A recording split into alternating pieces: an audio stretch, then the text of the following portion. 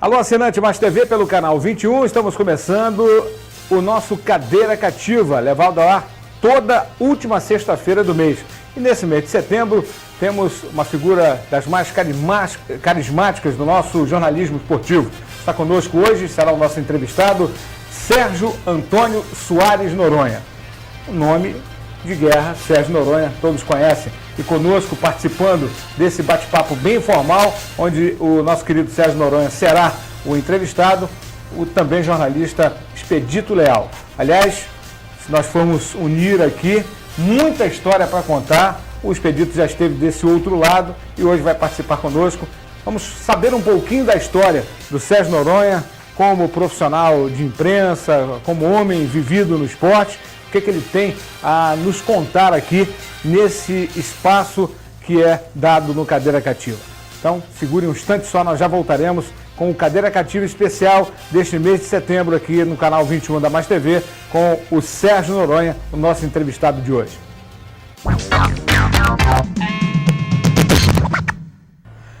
Bom, vamos iniciar então o nosso Cadeira Cativa, só fazendo uma correção, não Sérgio Antônio, e sim Antônio Sérgio Soares Noronha. É um grande nome para uma grande pessoa. Primeiro, as boas-vindas, Sérgio Noronha, prazer em tê-lo aqui no Cadeira Cativa, para que a gente possa conhecer um pouquinho mais da sua história, que o nosso telespectador, o assinante Mais TV, também saiba quem é o Sérgio Noronha. Abraço, prazer em tê-lo aqui. Certo, Tomás. Muito obrigado, Tomás, por esse convite. Um abraço ao Expedito. E a gente tem, como você disse, já quase 40 anos, faz exatamente agora para um ano, esse tempo todo de jornalismo esportivo. Foi desde o mês de janeiro de 67, quando nós iniciamos a província do Pará, como suplente de revisor. E de lá para cá, tantos e tantos fatos aconteceram, e que até hoje, então, me deram todos eles, sem exceção nenhuma, muita honra de ter naquela altura optado pelo jornalismo. E especialmente ao lado de um amigo, de um prezado amigo por quem eu tenho muita afeição, como é o Expedito Leal, a gente espera que mais essa edição do Cadeira Cativa a intenção é essa. Objetivos, alcance todo o seu. É a gente descascar um pouquinho finalidade. Deixa eu dar aqui as boas-vindas também ao Expedito, que melhor do que ninguém sabe e pode contar um pouquinho dessa história. Mais ou menos parelho, né? O início, um trabalho em conjunto, né, de vocês dois. Falar um pouquinho do Sérgio Noronha, né, Expedito? Um abraço, bom tê-lo aqui com a gente. Tomás, é um prazer estar com você, apesar de muita gente já estar me aposentando, eu ainda não me aposentei, ando no caminho disso, acho que tem gente mais apressada do que eu. De qualquer modo, eu revelo para você a minha enorme satisfação pelo convite, estar em companhia de Sérgio Noronha. Nós dois começamos juntos na província do Pará, no início de 1967, eu já como acadêmico de Direito, e ele como acadêmico de Medicina. E de lá a nossa trajetória tem sido algumas vezes juntas, como por exemplo na própria província do Pará, no estado do Pará, no extinto estado do Pará, e no Diário do Pará, onde o Sérgio Noronha me substituiu quando o jornal começou, em 1982, eu era o editor de esporte, acumulando com polícia, e logo depois eu assumi a editoria de política e, sem dúvida nenhuma, que não teria outra pessoa para indicar, quer pela minha amizade, quer pela sua competência, que não fosse Sérgio Noronha, que assumiu a editoria do Diário do Pará, sempre com o brilhantismo da sua capacidade, sempre com a sua enorme ojeriza a baixarias ou coisa desse tipo. Sérgio é, sobretudo, um jornalista da velha guarda, que conserva a ética acima de tudo. Então, nessa longa trajetória, e incluindo a revista Gol, em sua segunda fase, onde o Sérgio Noronha foi o editor de texto da revista em 1978, Nós dois temos sempre caminhado lado a lado. Eu considero o Sérgio Noronha como um amigo, irmão, camarada, sem dúvida nenhuma. A gente, nesse longo tempo de convivência no esporte, no jornalismo esportivo, ou até mesmo fora dele, através das nossas famílias, nós temos, sem dúvida nenhuma, caminhado juntos. Bom, na verdade, tem muita história para contar, e não dá para contar tudo também, né, Sérgio? O tempo nem permite, mas de qualquer forma, para a gente começar, o primeiro passo. Quem é o Sérgio Noronha? Fala um pouquinho para a gente. Olha, eu estou hoje ainda como jornalista esportivo, do qual eu apenas quando partir, como a gente diz, eu deixarei de ser, porque como o Expedito lembrou aí, o que é verdadeiramente a vida. Eu, em 67, não passei no primeiro vestibular de medicina que eu fiz, aí nós morávamos ali na Campos Salles, próximo à província. E tínhamos alguns amigos lá na província, como o Luiz Cláudio Jardim Alves. E a mamãe, então, porque eu ia ficar o dia inteiro sem fazer nada praticamente, só ia fazer vestibular no ano seguinte. Hoje em dia não, tem vestibular todo mês. Tanto vestibular que todo mundo... Não, naquela época, ainda 67, era um vestibular por ano, no mês de janeiro. Só o da universidade, depois veio o UNAMA também. Ainda tem isso, né? Universidades federais, estadual, não tinha outras opções. Né? Estaduais, surgiram outros cursos que tem. Enfim, aí para não ficar sem fazer nada, enchendo o saco e a paciência da mamãe naquele ano de 67, ela correu na província e foi assim que eu comecei na revisão da província como suplente de revisão. E nem imaginava que isso pudesse acontecer. Se você está estudando para ser médico, jornalismo foi um caso que aconteceu, né? Pois é. O meu apego ao jornal, antes de entrar na província em 67, era esperar o papai trazer o exemplar do Jornal do Dia, quando ele saía do comércio dele. Eu ficava na janela esperando. Não eu apenas, como os meus dois outros irmãos, o Rui e o José Adelino. Era esta afinidade que eu tinha por jornal. Pois bem, aí comecei na revisão da província como suplente, que é aquela pessoa que só trabalha quando o titular falta. Eu ficava em casa esperando. Aí lá para as 10 horas da noite, o chefe da revisão, que era o saudoso José Valente, nosso amigo também muito, telefonava para casa. Sérgio, vim que não sei quem faltou. Aí eu morava perto, na mesma Campos Salles, aí ia 10 horas, ficava na revisão até 4, 5 horas, que era quando fechava o jornal naquela altura, nessa parte industrial. Aí eu fui, primeiro só a revisão, mas sempre acompanhando do futebol. A paixão pelo esporte ela já existia. Né? Desde criança, por exemplo. Tanto que naquela época era só o rádio, era só a escuta mesmo, e eu era torcedor do Flamengo, como sou até hoje. Aí quando o Flamengo jogava, eu levava esse meu radinho para a redação, lá para a revisão, e ao mesmo tempo ficava ouvindo o rádio e escrevia uma matéria, especialmente se o Flamengo vencesse, escrevia. E entregava para o editor depois, que era ou Isaac Paz ou o Mestre Calar, que recentemente... Que nos deixou recentemente. Que esse ano ainda foi por aí. Aí eu fui me entrosando também já com a reportagem, já com a redação. E essas matérias eram aproveitadas? Eram aproveitadas. Era porque não tinha agência. Essa facilidade que hoje tem internet. Até por pouco tempo eram as agências de notícias. Não tinha. Era quem dava alguma coisa sobre CBF, sobre os clubes do Rio, que sempre teve grande audiência, grande preferência aqui, os clubes do Rio, hoje já caiu um pouquinho. Né? Mas naquela época, eu era mais Flamengo do que remista. Né? Como era, então, era interessante todo o noticiário dos clubes cariocas. Né? Então, toda a matéria que eu fazia sobre o jogo era aproveitada porque era coisa rara.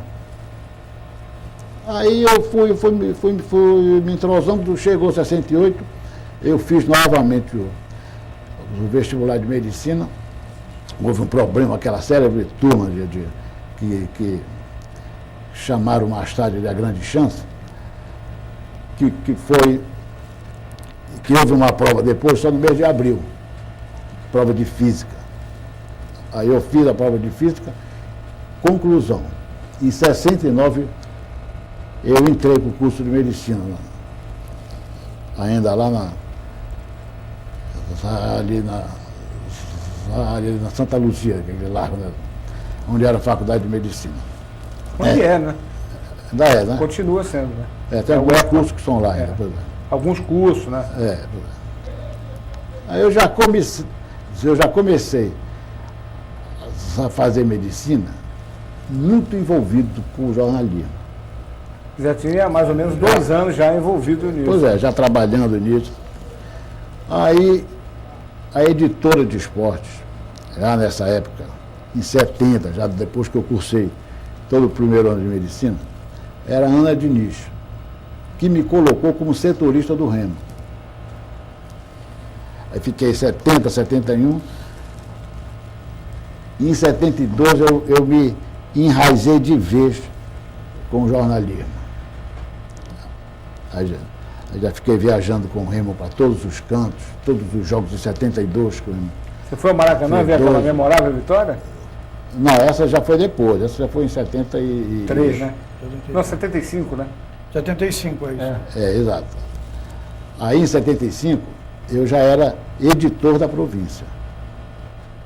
Quer dizer, na verdade, né, Expedito, nós não podemos usar esse termo porque não foi bem assim, caiu de paraquedas, mas foi uma opção que acabou dando certo, uma opção que não era muito, eu diria que não era um objetivo seu, mas acabou sendo, usando essa opção como uma coisa de paixão mesmo, porque o jornalismo ele tem que estar na veia, né? Não era exatamente a minha meta, né, ser jornalista. Então, não era o seu objetivo. Não era, e sim fazer a medicina. Porque eu fiz um esforço, um estudo muito grande para passar no vestibular, que era difícil naquela altura. Para concluir aqui, azar da medicina que pode ter perdido um grande médico porque o jornalismo ganhou um grande jornalista. Essas coisas acontecem. Por exemplo, o Sérgio Noronha tem uma história até um pouco parecida com a do Joércio Barbalho. O Joércio foi aluno de medicina e depois fez odontologia, mas terminou optando pelo rádio esportivo. Eu não sei até se você ainda chegou a alcançar o Joércio no rádio esportivo. Não. Comigo e com o Sérgio, como não poderia deixar de ser, pela enorme afinidade que a gente tinha com o futebol, quando nós éramos da revisão da província, nós terminamos nos envolvendo, na verdade, com o jornalismo. Porque a revisão não é integrante do jornalismo, mas ela é apartada da redação. Então, o que aconteceu comigo e com o Sérgio? Essa nossa imensa paixão pelo futebol, pelo menos comigo aconteceu isso, e reputo também que com o Sérgio tenha acontecido a mesma coisa. O mestre Calá, falecido há pouco tempo, me deu uma oportunidade, como também depois daria ao Sérgio. Então, dessa oportunidade minha, para mim, desdobrou na minha saída da província e eu terminando sendo contratado pelo Liberal. Então eu passei para o Liberal, passei a minha vida, na verdade, como repórter, ela começa como eu sendo repórter da província, mas na qualidade de colaborador do Calá. Já no Liberal não, eu fui contratado, passei a ser repórter esportivo.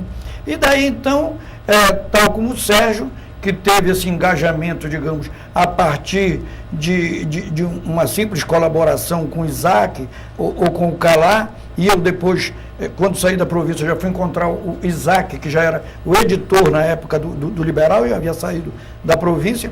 E aí a nossa vida, a nossa carreira esportiva mesmo, ela vai sem fim.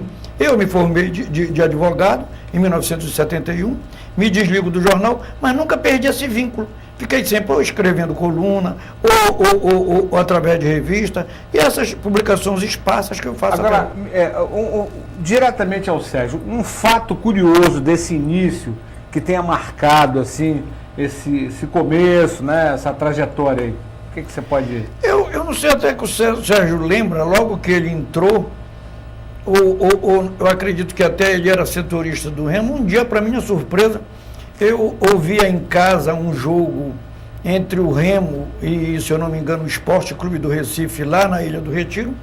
E, para minha surpresa, o Ivo Amaral tinha colocado o Sérgio Noronha como seu ponta de gol e o resto é com ele. Olha, foi nesse jogo exatamente, 72 na Ilha, que aconteceu um fato que eu Pela Rádio Marajoara, né? Bom que se hoje. diz.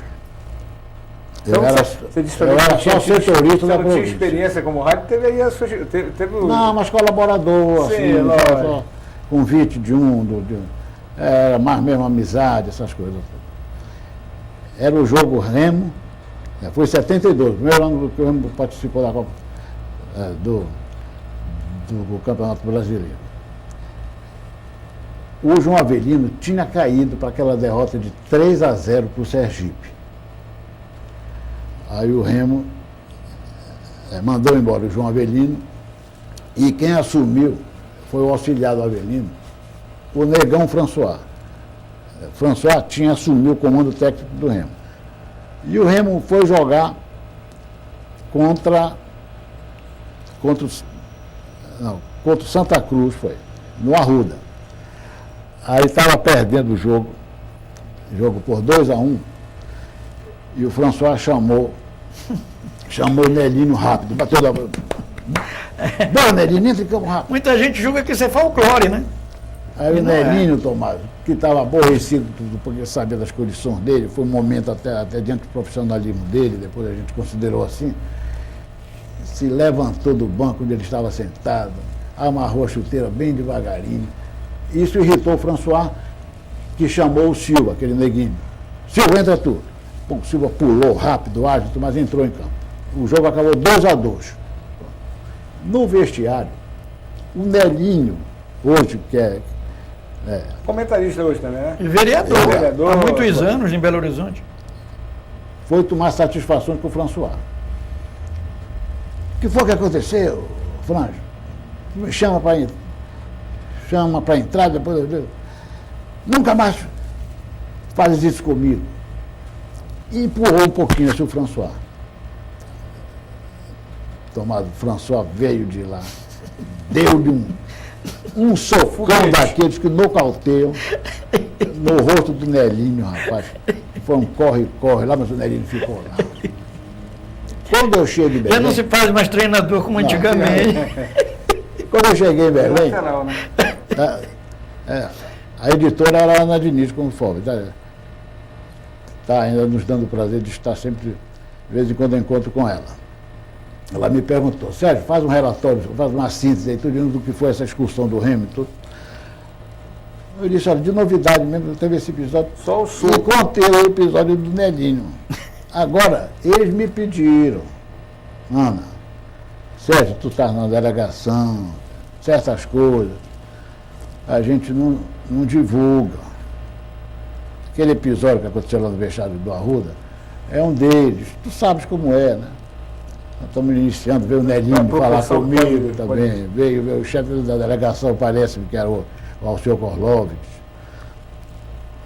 Aí eu disse, olha, não cabe a mim dizer se vai ser publicado ou não isso. Cabe à direção do jornal para o meu trabalho. Eu estou aqui a serviço do jornal. É bem claro isso para ele. Não, mas vamos ver, eu confio em ti. Quando a Ana me pediu o relatório da excursão, a primeira coisa que me veio à mente foi esse episódio, velho. E a primeira coisa que ela decidiu também foi que eu escrevesse. Não, começa com isso. Aí eu No outro dia a província publica. Eu era correspondente do Jornal da Tarde de São Paulo também. E essa turma que veio em 72, do São Bento para cá, todos eles, todo dia, pô, Sérgio, manda isso para mim, faz isso para mim, escreve isso para mim, porque eles só era o único jogo. Era isso, porque eu ia depois nos Correios, aí mandava por telex. Aí o Nelinho veio com cara feia para mim, aí me perguntou, Sérgio, nós te pedimos para tu não publicar isso. Eu digo, rapaz, mas eu fui obrigado a publicar porque foi ordem superior da editora de jornal e tudo. Aí, ou seja, Em suma, a notícia, Tomás Expedito, ela jamais deve ser escondida, deve ser mutilada, deve ser deixada para depois. Não, mas hoje nós temos esses exemplos, né? Muita coisa acontece no dia a dia dos clubes, que aqueles chamados setoristas, aqueles que vivem o dia a dia dos clubes, acabam, eu não diria omitindo, mas acabam não levando a conhecimento. Né? Não, faz muito aquilo que o presidente do clube exatamente, para que você até mantenha uma convivência pacífica, porque você está no dia a dia e tem coisas que não precisam ou não devem ser publicadas, até porque ganham proporções além da conta, é a grande verdade. A polêmica, ela se cria por uma simples frase. Eu lembro, né? de uma palavra mal colocada, isso acaba porque eu era setorista do Baianão, e o Danilo Alvim, já faleceu, era treinador do Clube do Remo. E o Remo jogava uma partida aqui com o Ferroviário, o antigo Ferroviário que existia no Maranhão, pela Taça Brasil. E o Remo praticamente selava a classificação dele com uma vitória. Para surpresa de todo mundo, nessas coisas comuns no futebol, o Remo perdeu a partida por 1-0. No dia seguinte, o editor de esporte, que na época era o Isaac Paz, ele me chamou e disse, olha, vai ao Baianão e procura ouvir o Danilo Alvim para ver o que é que ele diz sobre a derrota de ontem.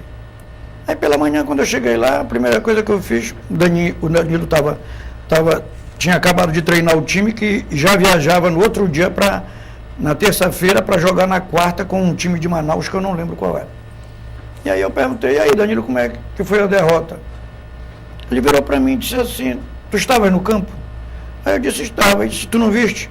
Aí eu peguei a caneta que eu estava na mão, coloquei no bolso e disse, então deixa que eu escrevo pelo que tu vai dizer. Aí ele me chamou, não é assim. Eu disse, sim, mas eu estou te perguntando. Tu está me dando uma resposta dessa, se eu estava presente no Baianão, se eu vi.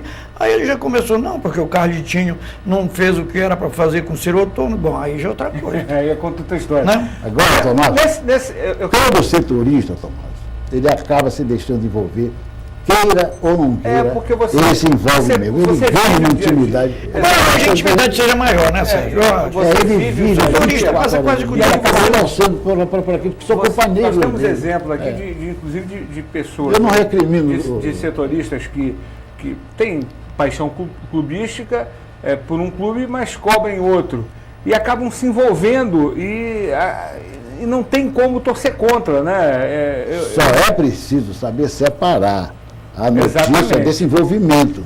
Isso aí é fundamental. Até para ser amigo é uma coisa. Para que você tenha uma... Se mutilar é outra. Você tenha uma liberdade, né? Você não tem nenhum comprometimento para a notícia. O Cartola é tão envolvente na crítica quanto no elogio, né? Sem comentário. Mas nesse início de trajetória aí, você já colocou bem que o Expedito foi, assim, o teu grande parceiro, né? Foi o teu grande amigo, é o teu grande amigo. Mas tem alguma pessoa que você gostaria de citar que foi importante para você? Olha, aquela turma da revisão, inicialmente, a maioria delas, parece-me até que já se foi, eles foram também grandes amigos que nós fizemos, me apoiaram em tudo, me festejavam a hora que eu chegava. Quando eu cheguei careca, depois de ter passado o vestibular de medicina, fizeram uma festa de irmãos mesmo. Aí em 76, quando eu já tinha largado a medicina, fiz outro vestibular para comunicação social, foi outra festa também. Ou seja, toda aquela turma da província, da época dos associados. Quer dizer, você não quer citar nomes porque são muitas pessoas. Todos, verdadeiramente, eu sou grato a todos eles e tenho até hoje, esteja aqui ou não esteja, tenho uma afeição muito grande por todos eles que foram maravilhosos comigo. Você citou a província como início, né, o pontapé inicial, mas você trabalhou em todas as redações de jornais que existiram na capital. Você trabalhou no Liberal, foi 2 anos, né, 17 anos como editor de esporte do Diário do Pará. Hoje você é articulista do Amazônia. Da Amazônia, quer dizer, então tem... Ainda teve o Estado do Pará em 2 épocas. Tem o Estado do Pará também, né? E jornais alternativos, como Folha de Belém. Jornal de Esporte. E outros veículos, como revistas. Né? A Revista Gol foi... A Revista Gol foi teu xodózinho também?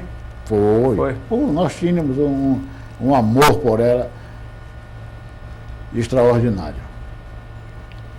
E eu, particularmente, agora na presença do Expedito, digo, sinto uma saudade imensa da revista Agora. Pelo sucesso que ela fez, pela forma como ela era administrada, né, com muito sacrifício, com muito amor, com muito zelo mesmo. Sinto saudades verdadeiramente da revista Agora. Em todos os sentidos há uma mudança, né, no jornalismo, até porque a tecnologia hoje ela é muito mais abrangente e ela oferece ao jornalista, né, para que tenha em suas mãos as informações no momento é factual, porque aquilo que está acontecendo agora, lá do outro lado do mundo, você tem condição em função da internet, quer dizer, essa mudança é a radical, né? O início, existiam, até porque a gente conversou aqui, na cadeira cativa passada, o Castilho contava as experiências como homem de televisão, e que hoje são totalmente diferentes, né? Totalmente diferentes. Completamente diferentes. Então, eu acho que para o jornal, principalmente em função da tecnologia ou da era da internet, da informática, veio facilitar o trabalho do jornalista como um todo, né, muito, Sérgio? No início, assim, uma curiosidade desse início que não dê para comparar com os dias de hoje. Olha, mas eu te frisei ainda agora que eu era correspondente do Jornal da Tarde de São Paulo, que é o associado você passava as informações ao Estadão, né? Pois é. Aí, se fosse hoje, por exemplo, não saía nem de casa. Nenhum jogador contratado, e naquela época, em 72, foi quase todo o plantel do Remo, era o time do São Bento de Sorocaba. Hoje ele não estava nem aí para o setorista, porque ele não sabia. Era um jornalista como outro qualquer, era um amigo que fez ali porque conheceu. Naquela época não. Eles chegavam a me telefonar, chegavam aí em casa, porque eles queriam mandar notícias. Informações. E queriam mandar notícias também de volta para São Paulo. Né? Veja então como funcionava isso em relação ao que é o jornalismo hoje. Olha, para fazer a coluna, por exemplo, porque eu sempre fui colunista também, desde essa época, 70, 71, eu passava o dia inteiro atrás de notícia, indo no campo do Remo, no campo do Paysandu, na federação, enfim. Aí, só ao final da edição de esporte, mesmo é que eu para fazer a minha coluna. Hoje não, você senta, né, olha rápido as coisas mais atuais que estão na internet. Na internet, tem o celular para falar com a pessoa. Você está sempre cheio de informações, faz a coluna com a maior naturalidade. Tem o telefone celular, que você localiza a pessoa independente. Só que eu acho também uma diferença fundamental do jornalismo esportivo de antigamente para o de hoje, e é uma crítica que eu faço, uma crítica aberta que eu faço ao de hoje. Antigamente você procurava colocar na editoria de esporte, que não tinha esse nome, é bom que se diga, mas na parte esportiva, quem gostava de esporte, principalmente de futebol. Hoje, no jornalismo moderno, o cara é editor de cultura, mais rapidamente ele passa a ser editor de esporte, daqui a pouco ele é editor de variedade, daqui a pouco ele é o chefe da reportagem. Eu acho um ecletismo, na minha opinião, até certo ponto, pode ser bom, pode dar uma variável, né? Mas hoje você não pode fazer uma coisa só, não, né? Mas escuta, você Tomás, tem que ser. Mas o problema é o seguinte: se eu não me identifico com o futebol e se eu sou colocado para ser um editor contra a minha vontade, sinceramente que não vai sair coisa boa. Eu acho que alguns editores até eles são editores de plantão, aqueles caras que passam rapidamente. Eu não quero citar nomes aqui. Sérgio Noronha até tem ficado em redação mais frequente do que eu. Mas eu acho assim, esporte, eu acho que deveria ser colocado à frente da editoria a pessoa que gosta do esporte, que se identifica com a área. Pensamento. Vamos dar uma paradinha, porque a gente vai fazer um pequeno intervalo e já nós vamos voltar para dar sequência aqui ao nosso Cadeira Cativa. entrevistando o Sérgio Noronha para que ele conte um pouquinho mais da sua história, falar um pouquinho do lado pessoal, né?